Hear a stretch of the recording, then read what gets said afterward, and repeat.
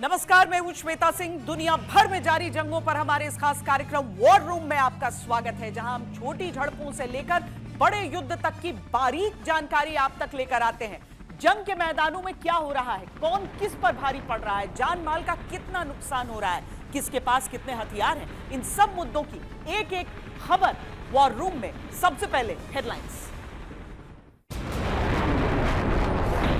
और इस वक्त की सबसे बड़ी खबरें। रूस ने की यूक्रेन पर मिसाइलों की बरसात। ज़ेलेंस्की अमेरिका और यूरोप से बोले हमें और हथियार दो। ईरान पर शैडो स्ट्राइक की तैयारी है। अमेरिका ने एक और समुद्री जहाज अब्राहम लिंकन के पास भेजा है। इजराइल की बड़ी कामयाबी है, बनाई है ईरान की हाइपरसोनिक मिसाइलों की गांठ। पाकिस्तान का अमेरिका पर बड़ा आरोप है, कहा है हमको तो टॉयलेट पेपर की तरह इस्तेमाल किया है। और बलूचिस्तान से उठी है पाकिस्तान से फुल एंड फाइनल आजादी की मांग। और सबसे पहले रूस और यूक्रेन युद्ध की बात, जहां शांति की उम्मीदें अब शमशान में बदल चुकी हैं। अबू धाबी में जब अमेरिका और रूस के नुमाइंदे बात कर रहे थे, उसी वक्त पुतिन के जनरल यूक्रेन को अंधेरे में धकेलने का ब्लूप्रिंट तैयार कर रहे थे। आज ओडेसा से लेकर वोल्गोग्राड तक जो आग लगी है, वो बता रही है कि ये 2026 की सबसे भयानक शुरुआत है और ये जंग अब यहीं रुकने वाली नहीं है। एक तरफ यूक्रेन के 3 लाख नागरिक बिना बिजली के ठंड से जम रहे हैं,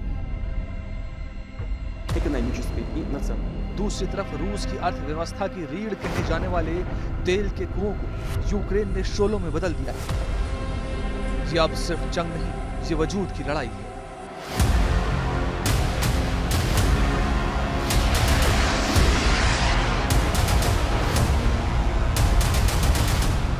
यूक्रेन के ओडेसा में रूसी सेना ने 12 फरवरी को एक साथ कई आत्मघाती ड्रोन्स की झड़ी लगा दी। निशाना कोई मिलिट्री बेस नहीं, बल्कि यूक्रेन का पावर सेंटर था, यानी बिजली का वो सिस्टम जो यूक्रेन को चलाता है।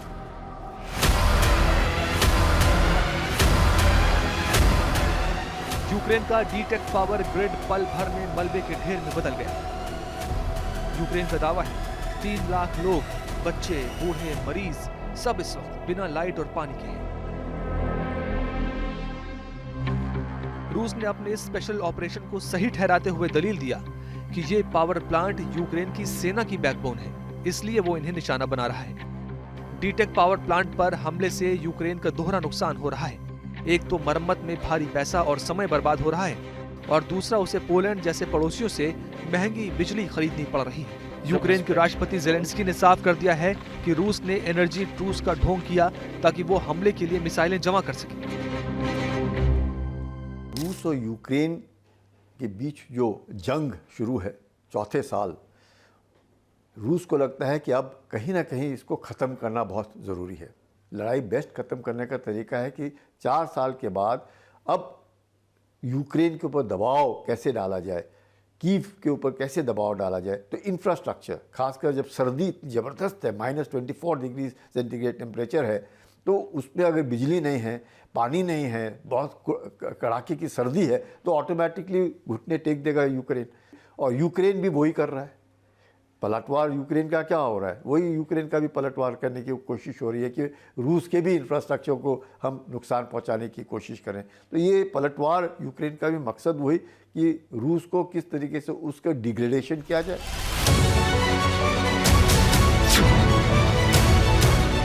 लेकिन ये भी याद रखने की बात है कि ये 2022 का यूक्रेन नहीं है, इसलिए रूस के हमले का जवाब भी उतना ही घातक हुआ। यूक्रेन ने पलटवार करते हुए रूसी रिफाइनरी को जलती हुई भट्टी में बदल दिया। रूस के वोल्गोग्राड पर हमला बता रहा है कि जंग यहीं रुकने वाली नहीं। सीमा से 500 किलोमीटर अंदर घुसकर यूक्रेन के ड्रोन्स ने लुकोइल की रिफाइनरी को निशाना बनाया। वोल्गोग्राड के गवर्नर का दावा है कि सब ठीक है, लेकिन तस्वीरें झूठ नहीं बोलती। रूस की सेना जिस तेल के बल पर यह जंग लड़ रही है, आज वही तेल आसमान में काला धुआं बनकर उड़ रहा है। रूस के ऊपर ये पहला हमला नहीं हुआ। डीप इनसाइड साइबेरिया के अंदर भी एक हमला हुआ था, जिसमें बहुत सारे ड्रोन्स का इस्तेमाल करके उनके हाईली स्ट्रेटेजिक कंपोनेंट्स को निकाला गया था। TU बॉम्बर्स, स्ट्रेटेजिक बॉम्बर्स को निशाना बनाया गया था। तो जब वो साइबेरिया में हमला कर सकते हैं तो आपके सीमाओं के नज़दीक क्यों नहीं कर सकते? और वहाँ भी लॉजिक वही है जो लॉजिक रशिया का यूक्रेन के अंदर है एनर्जी सेक्टर को टारगेट करने का, वही लॉजिक यूक्रेन का भी रशिया के अंदर है कि मनोबल को गिराना है और डिसरप्शन करना है। बदला सिर्फ रूस के अंदर नहीं बल्कि कब्जे वाले इलाकों में भी लिया गया है। जापोरिजिया में रूसी सेना की रूबिकॉन ब्रिगेड के बैरक को यूक्रेन ने मलबे में मिला दिया है। वहीं द्रुजकुइका में जो हुआ वो रूह कपा देने वाला है। एक भरे बाजार में क्लस्टर बम दागे गए। ये वो हथियार है जो मासूमों के चिथड़े उड़ा देते हैं। 7 मौतें हुई, दर्जनों घायल हुए।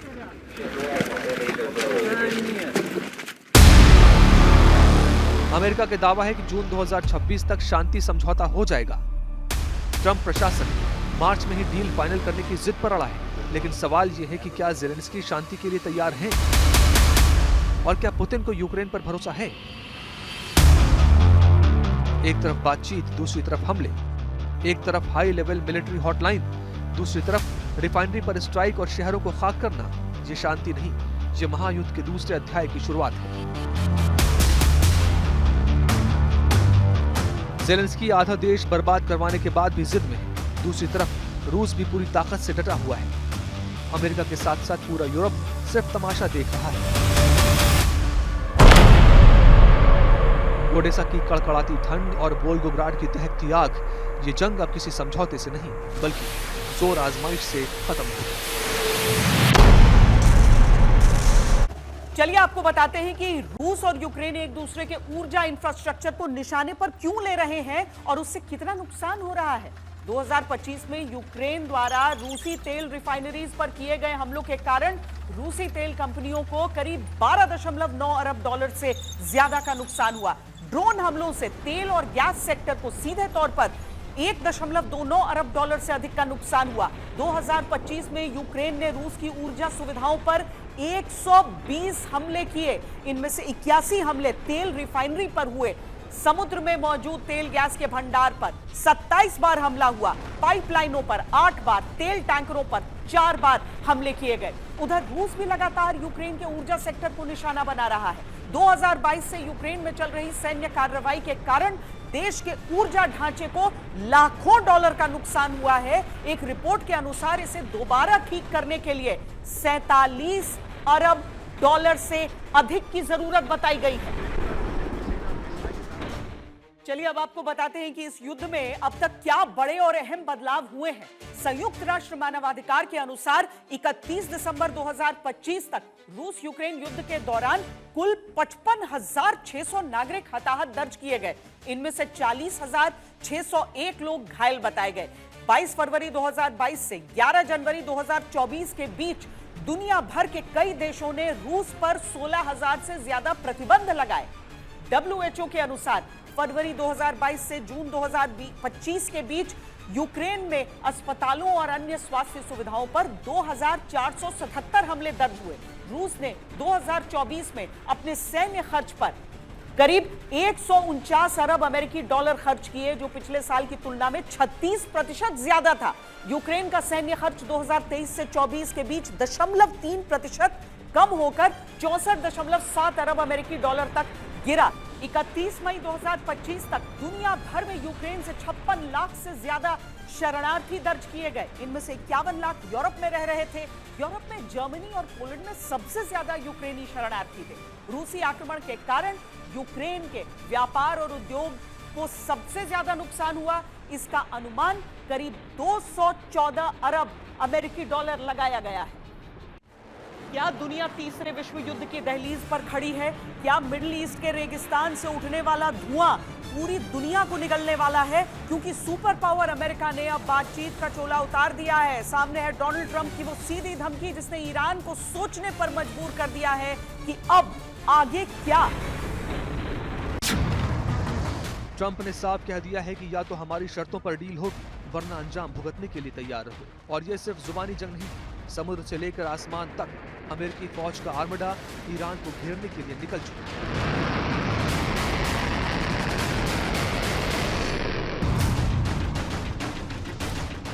ट्रंप प्रशासन ने ईरान के सामने 3 ऐसी शर्तें रखी हैं जो ईरान के लिए गले का फंदा बन गई हैं। ट्रंप ने सीधे सीधे कहा है, न्यूक्लियर प्रोग्राम बंद करो, अपने पाले हुए मिलिटेंट ग्रुप से सारे रिश्ते तोड़ो, अपनी बैलिस्टिक मिसाइलों को पूरी तरह पाबंदी लगाओ। बुधवार को हुई इजरायली प्रधानमंत्री नेतन्याहू के साथ 3 घंटे की मीटिंग के बाद ट्रंप ने साफ कर दिया कि अगर ये शर्तें नहीं मानी गई तो ईरान को 2025 के मिडनाइट हैमर जैसा जख्म फिर मिलेगा। क्या यह बातचीत केवल दिखावे का खेल है? क्योंकि अगर ऐसा नहीं होता तो अमेरिका युद्ध की तैयारी नहीं कर रहा होता। यूएसएस अब्राहम लिंकन पहले से वहां ईरान से कुछ दूर तैनात है। जॉर्डन के मुवफ्फाक अल सल्ती एयरबेस पर अमेरिका ने थर्ड मिसाइल डिफेंस सिस्टम तैनात कर दिया है। इसके 36 इंटरसेप्टर ईरान की किसी भी मिसाइल को आसमान में ही राख बनाने के लिए तैयार है। कतर और कुवैत में पेट्रियट मिसाइलें लोड की जा चुकी हैं। अमेरिका ने अपनी पूरी ताकत से मिडिल ईस्ट की घेराबंदी कर ली है। लेकिन क्या ईरान डर गया है? बिल्कुल नहीं। ईरान ने भी अपनी तैयारी अंडरग्राउंड कर ली है। सैटेलाइट तस्वीरों से खुलासा हुआ है कि इस्फहान और नतान्स के न्यूक्लियर ठिकानों के बाहर नई सुरंगें और किलेबंदी की जा रही है। ईरान का दावा है कि उसकी मिसाइलें कतर से लेकर इराक तक हर अमेरिकी बेस को निशाना बना सकती हैं। इसके साथ ही ईरानी मिसाइलें ईस्ट यूरोप में अमेरिका के मित्र देश पर भी निशाना लगाए हुए हैं। ईरान के पास 2000 से ज्यादा बैलिस्टिक मिसाइलें हैं जो पलक झपकते ही तबाही मचा सकती है। ईरान ने साफ कर दिया है, मिसाइल प्रोग्राम पर कोई बातचीत नहीं होगी। ईरान की मिसाइल पावर तो बहुत जबरदस्त, 5000 मिसाइल, करमशर जैसे latest hypersonic missile, 2000 kilometre range, करमशर 1, 2, 3 आप देखिएगा, रेंज देखिए 1400 किलोमीटर, 1500 किलोमीटर, 2000 किलोमीटर, 1500 किलोग्राम पर वॉरहेड हर एक मिसाइल में। बहुत मतलब वही एक ताकत है। पूरा एयर सुप्रीमेसी इजराइल का हो सकता है, यूएसए का हो सकता है, पर ये मिसाइल्स जब निकलेंगी तो इजराइल को खतरा है और जबरदस्त पावर है ईरान के अंदर 2 चीज़ों में, ड्रोन्स एंड मिसाइल्स। इधर ईरान बाहर से घिर रहा है, वहीं ईरान के अंदर भी आग लगी। ईरान में काफी जनता पहले से ही अपनी सरकार के खिलाफ है।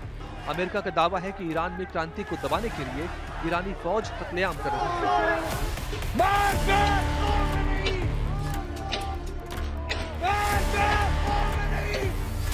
ट्रंप ने इस मौके पर वेनेजुएला वाला दांव चलाया। उन्होंने संकेत दिया है कि अमेरिका प्रदर्शनकारियों की मदद के लिए हस्तक्षेप कर सकता है, यानी ईरान को अंदर और बाहर दोनों तरफ से तोड़ने की तैयारी। फिर सवाल उठता है कि अमेरिका हमले से पहले इतना टाइम क्यों लगा रहा है? ईरान की जो रिजीम है सबसे कमज़ोर है और ऐसे में जब यूएस की नेवल फ्लीट्स अरेबियन सी में तैनात हैं, इंडियन ओशन में मौजूद हैं, जो कि बहुत ही प्यूनिटिव कार्रवाई ईरान के ऊपर कर सकती हैं, ख़तरा बहुत गंभीर है। और अगर इस सिचुएशन का अमेरिका फ़ायदा ना उठाए तो कब उठाएगा? और इस समय ईरान बहुत कमज़ोर है, उसके ऊपर पहले हमले हो चुके हैं। ईरान के ऊपर अमेरिकन स्ट्रेटेजिक बॉम्बर्स ने उसकी न्यूक्लियर साइट्स के ऊपर बमबारी करी है, तो वो बहुत कमज़ोर है और ऐसे में अपनी चीज़ को मनवाना और डिप्लोमेसी के थ्रू लड़ाई को अवॉइड करने का ये एक प्रयास है। ओमान में गुपचुप बातचीत चल रही है। इजराइल युद्ध के लिए उकसा रहा है और ट्रंप अपनी ट्रुथ सोशल पोस्ट से आग लगा रहे हैं। क्या ईरान सरेंडर करेगा या फिर ट्रंप का ये मिडनाइट हैमर दुनिया को तीसरे विश्व युद्ध में झोंक देगा?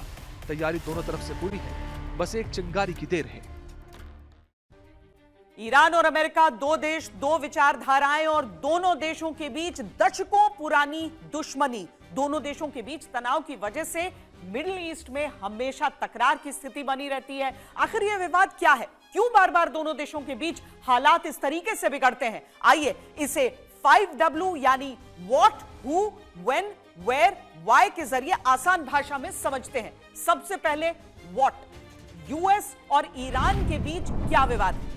ईरान और अमेरिका के बीच मुख्य विवाद परमाणु कार्यक्रम, क्षेत्रीय प्रभाव और सुरक्षा मुद्दों को लेकर है। अमेरिका को आशंका है कि ईरान परमाणु हथियार विकसित कर सकता है। ईरान कहता है उसका न्यूक्लियर प्रोग्राम सिर्फ ऊर्जा और शांति के उद्देश्य से है।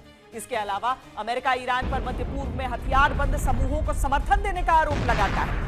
अब वाई, दोनों देशों के बीच क्यों नहीं बनती?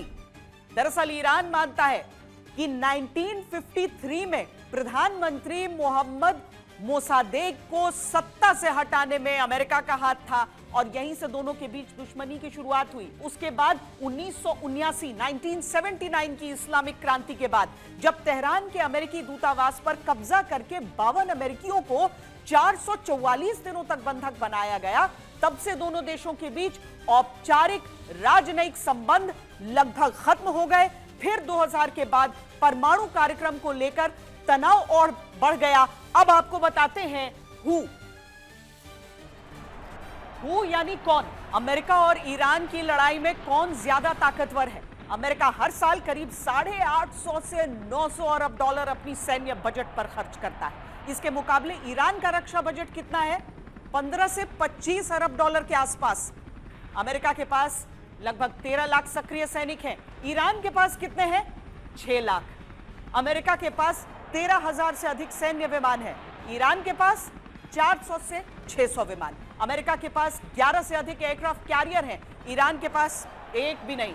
ईरान की असली ताकत उसकी मिसाइल क्षमता मानी जाती है। उसके पास 3000 से अधिक शॉर्ट और मीडियम रेंज बैलिस्टिक मिसाइलें हैं, जबकि अमेरिका के पास अत्याधुनिक क्रूज और बैलिस्टिक मिसाइलें हैं जिसकी संख्या 25,000 से ज्यादा है।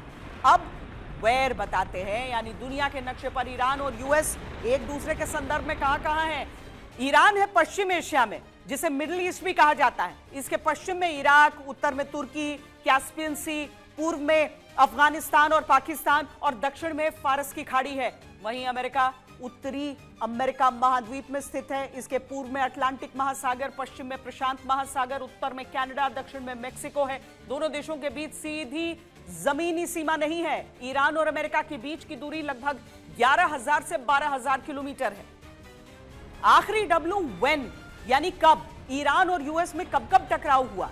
ईरान और अमेरिका के बीच कभी सीधी जंग नहीं हुई है। 1988 में फारस की खाड़ी में ऑपरेशन प्रेइंग मैंटिस हुआ। अमेरिकी नौसेना ने ईरानी ठिकानों पर हमला किया। फिर जनवरी 2020 में अमेरिका ने बगदाद में ड्रोन हमले किए और इसमें ईरानी जनरल कासिम सुलेमानी की मौत हो गई। जवाब में ईरान ने इराक में अमेरिकी ठिकानों पर मिसाइलें दाग दी। इसके अलावा 21-22 जून 2025 को अमेरिका ने ऑपरेशन मिडनाइट हैमर के जरिए ईरान के 3 प्रमुख परमाणु ठिकानों फोर्डो, नतान और इस्फहान पर B-2 स्टेल्थ बॉम्बर विमानों से हमला किया था। 12 फरवरी 2026 तक नेतन्याहू ट्रंप के दोबारा राष्ट्रपति बनने के बाद 6 बार अमेरिका जा चुके हैं।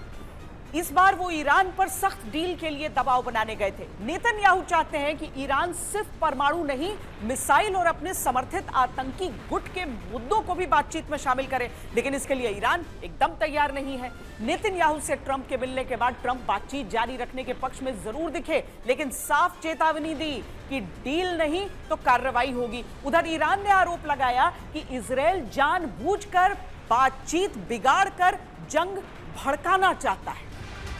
मिडिल ईस्ट में बढ़ता बारूद, 2 ताकतें आमने सामने।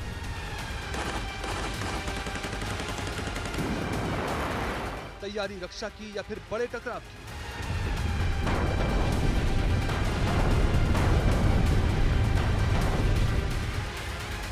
मिसाइल पर मिसाइल, कौन किस पर भारी? एक चिंगारी और भड़क उठेगा पूरा मिडिल ईस्ट।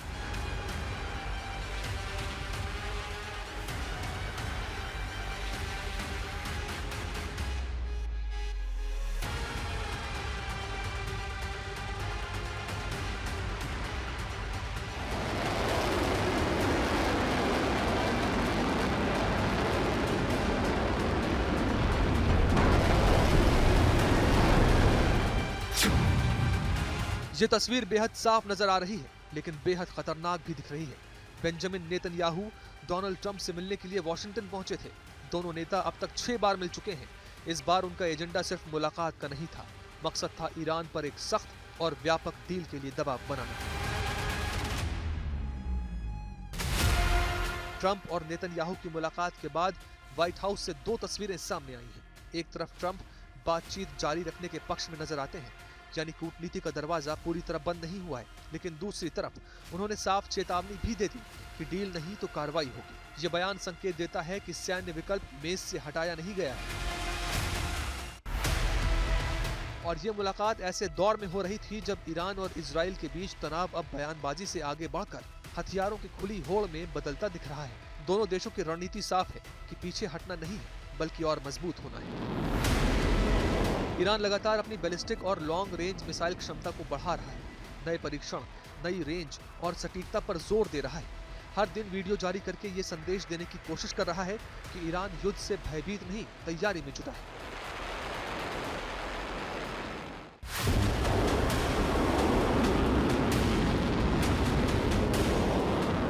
दूसरी तरफ इजराइल सिर्फ जवाब नहीं दे रहा बल्कि भविष्य की जंग की तैयारी कर रहा है। हाइपरसोनिक मिसाइलों के खतरे को देखते हुए इजराइल अपनी एडवांस्ड एयर डिफेंस और इंटरसेप्शन सिस्टम को अपग्रेड कर रहा है ताकि आसमान में ही खतरे को खत्म किया जा सके। एरो 4 इजराइल का नया इंटरसेप्टर सिस्टम है जो दुश्मन की मिसाइलों को हवा में ही मार गिराने के लिए डिजाइन किया गया है। ये एरो 2 को रिप्लेस करेगा जो 30 साल पुराना हो चुका है। एरो 4 खास तौर से हाइपरसोनिक मिसाइलों और ऐसी मिसाइलों के खिलाफ कारगर है जो उड़ान के दौरान दिशा बदल सकती है।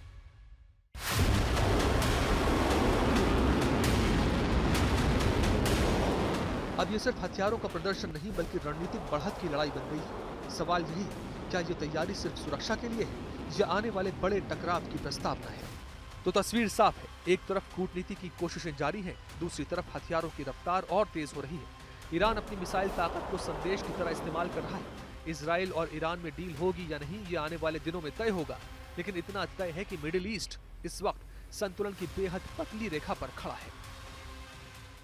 ये छठी मुलाकात थी नेतन्याहू और ट्रंप के बीच। इससे पहले वॉशिंगटन डीसी से लेकर फ्लोरिडा तक साल 2025 में इजराइल के प्रधानमंत्री बेंजामिन नेतन्याहू और अमेरिका के राष्ट्रपति डोनाल्ड ट्रंप की मुलाकातें वैश्विक राजनीति की सबसे बड़ी सुर्खियां बनती रहीं, क्योंकि इस मुलाकात में ईरान और गाजा का भविष्य तय हो रहा था। हम आपको बताते हैं कि इन मुलाकातों में पहले क्या क्या हुआ है।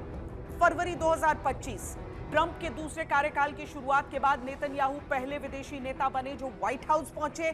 यहां दोनों नेताओं ने अमेरिका इजराइल गठबंधन को दोहराया।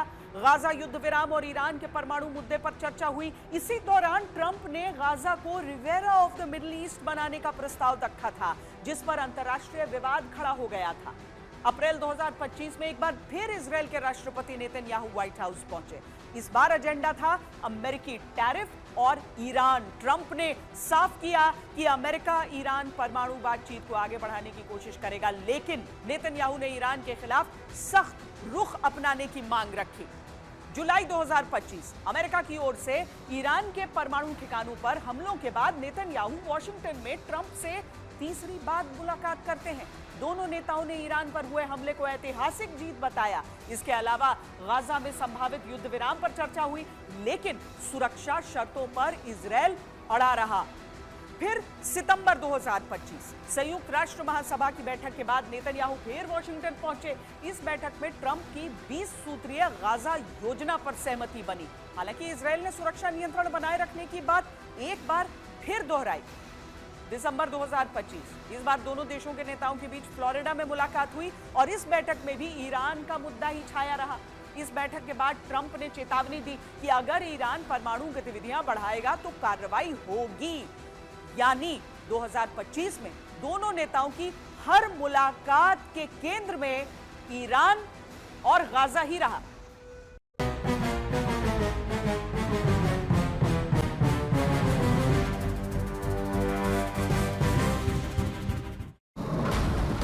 ईरान और अमेरिका में तनाव बढ़ता ही जा रहा है। खबर है कि अमेरिकी सेना कई हफ्तों तक चलने वाले ऑपरेशन की तैयारी कर रही है। अगर राष्ट्रपति ट्रंप ईरान पर हमला करने का आदेश देते हैं तो ये तय है कि ये युद्ध कई दिनों तक चलेगा। डोनाल्ड ट्रंप ने कहा है कि ईरान में सत्ता परिवर्तन वहां के लिए सबसे अच्छी बात हो सकती है।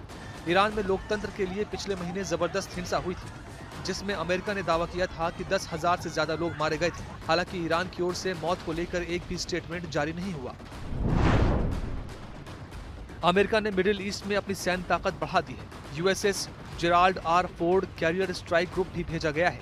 अब अमेरिका ने ईरान के आसपास 2 एयरक्राफ्ट कैरियर, 11 डिस्ट्रॉयर और 3 पनडुब्बियां तैनात कर दी हैं। साथ ही चीन और रूस की नौसेना की मौजूदगी भी देखी गई है। कतर के अल उदीद एयर बेस पर अमेरिका ने पेट्रियट मिसाइल सिस्टम को ट्रक लॉन्चरों पर तैनात किया है ताकि जरूरत पड़ने पर तुरंत कहीं भी मूव किया जा सके। अल उदीद एयर बेस, जो मिडिल ईस्ट का सबसे बड़ा अमेरिकी बेस है, वहां सैटेलाइट तस्वीरों में मिसाइल और एयरक्राफ्ट की संख्या बढ़ती दिखी है। ईरान की रेवोल्यूशनरी गार्ड्स ने चेतावनी दी है कि अगर हमला हुआ तो क्षेत्र में मौजूद हर अमेरिकी बेस निशाने पर होगा। ईरान ने अपने परमाणु केंद्र के पास भूमिगत ठिकानों को और मजबूत करना शुरू कर दिया है। नेतन्याहू और ट्रंप की मुलाकात के बाद ट्रंप ने खुलकर कहा था कि ईरान का परमाणु कार्यक्रम अब बर्दाश्त से बाहर हो रहा है। ये सब उस वक्त हो रहा है जब अमेरिका ईरान के बीच बातचीत भी चल रही है और तनाव भी बढ़ रहा है। रूस ने यूक्रेन पर स्कंदर M बैलिस्टिक मिसाइल और 100 से ज्यादा ड्रोन से हमला किया है। इस हमले में कीव के अलावा 11 जगहों पर नुकसान हुआ है। हालांकि यूक्रेन ने 90 से ज्यादा ड्रोन्स को मार गिराने का दावा किया है। यूक्रेन और रूस के बीच चल रहे युद्ध को कई साल हो गए, लेकिन यह युद्ध कब खत्म होगा कोई नहीं जानता। चीन के विदेश मंत्री वांग यी ने इस बात पर खुशी जाहिर की है कि यूरोप ने आखिरकार रूस से बातचीत करने की हिम्मत दिखाई है और अब नए प्लान के साथ आगे बढ़ना चाहिए। पोलैंड और लिथुआनिया रूस की सीमा के पास खासकर सुवाल्की गैप इलाके में युद्ध अभ्यास की तैयारी कर रहे हैं। ये इलाका रूस के कालिनिंग्राद के पास बेहद रणनीतिक माना जाता है। अमेरिका के विदेश मंत्री मार्को रूबियो ने यूएन पर आरोप लगाया है कि गाजा, ईरान, वेनेजुएला और यूक्रेन जैसे मामलों में उसकी भूमिका बहुत कमजोर रही है। उन्होंने यहाँ तक कहा कि अमेरिकी नेतृत्व के बिना कोई बड़ी पहल संभव नहीं हो पाई। बलोच लिबरेशन आर्मी ने काजी एरो हाइव रेंजर्स नाम से नया ड्रोन और एयर वॉरफेयर यूनिट बनाने का दावा किया है। बताया जा रहा है कि ग्वादर में ऑपरेशन हेरोफ 2.0 के दौरान ड्रोन का इस्तेमाल किया गया। पाकिस्तान सरकार ने बीएलए के कई नेताओं पर करोड़ों का इनाम भी घोषित किया है।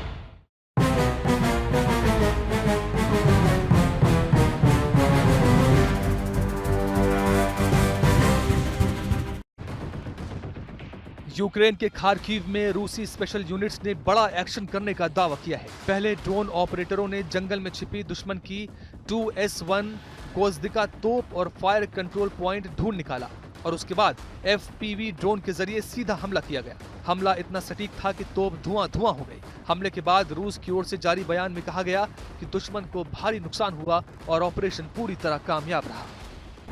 वॉर रूम से अभी के लिए इतना ही। अगले हफ्ते फिर होगी आपसे मुलाकात। देश और दुनिया की बाकी खबरों के लिए देखते रहिए आज तक।